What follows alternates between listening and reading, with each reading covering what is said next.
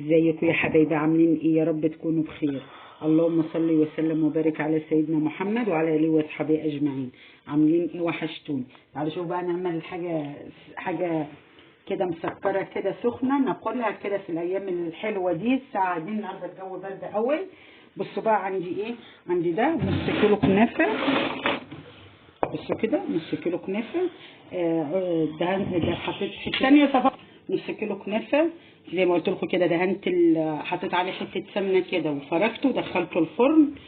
حمرته كده زي ما انتم شايفين ما شاء الله لونه كده ذهبي وحلو كده. وعندي اللهم صل على النبي ده سكر حسب الرغبه وحسب الكميه. وده جوز الهند. وده اللهم صل على النبي زبيب. ودي البليله دي بقى انا سويتها غسلتها ونقعتها 100 ساعه وسويتها. انا متعمده ان انا ما يبقاش فيها ميه كده، يعني انا مش عايزه يبقى فيها ميه كده زي ما انتم شايفين كده، عشان انا هحط بدل الميه اللي فيها احط لبن. يبقى كيلو لبن كده جبته، كيلو حليب او لبن جبته كده اللهم صل على النبي غليته زي ما انتم شايفين كده. انزل بالسكر زي ما قلت لكم كده، السكر حسب الرغبه وحسب الكميه، بس انا هحط سكر علشان البليله دي كلها، احط فيها البليله دي كلها وادوبه كده. وهنزل اللهم صل على النبي بالكيس الفانيليا كده عليه، بيديله ريحه حلوه كده. وهدوب السكر كده بالبليله بقى، انزل بها كده زي ما قلت لكم. انا مش عايزه ايه فيها ميه، انا اللي متعمده انا الشفه كده. واللي وصل معايا لغايه هنا يحط لي لايك واشتراك كومنت حلو كده. ربنا يخليكم يا رب، ما نحرم منكم يا رب ابدا، داخل مصر وخارج مصر والامه العربيه كلها. بصوا كده احط لها حبه كمان، هي محتاجه حبه كمان كده.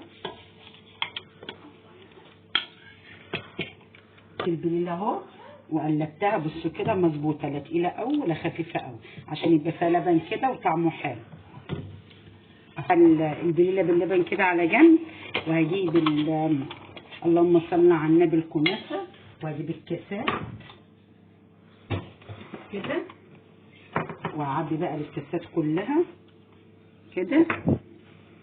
اعبيها كده على قد اللي انت عايزه تحطي. على فكره انا كده حلوه كده، ربعها كده كنافه.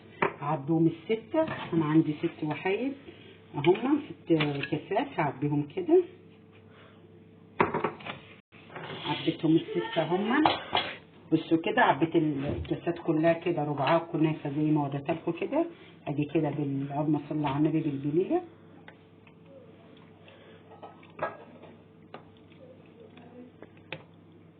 كده.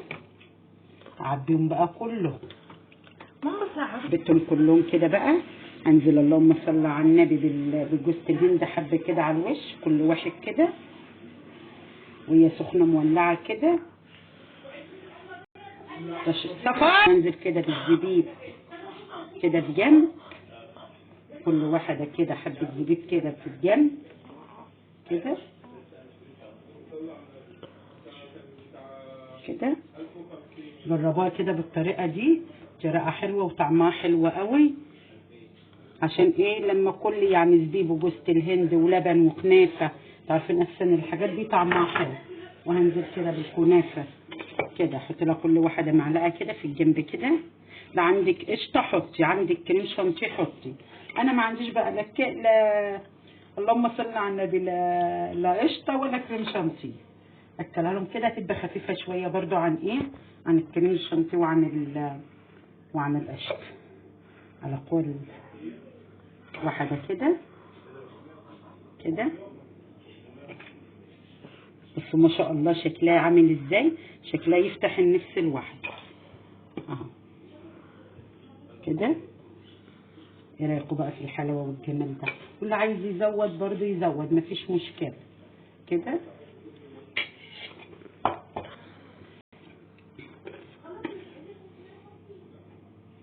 بصوا كده شكلها ما شاء الله، طعمها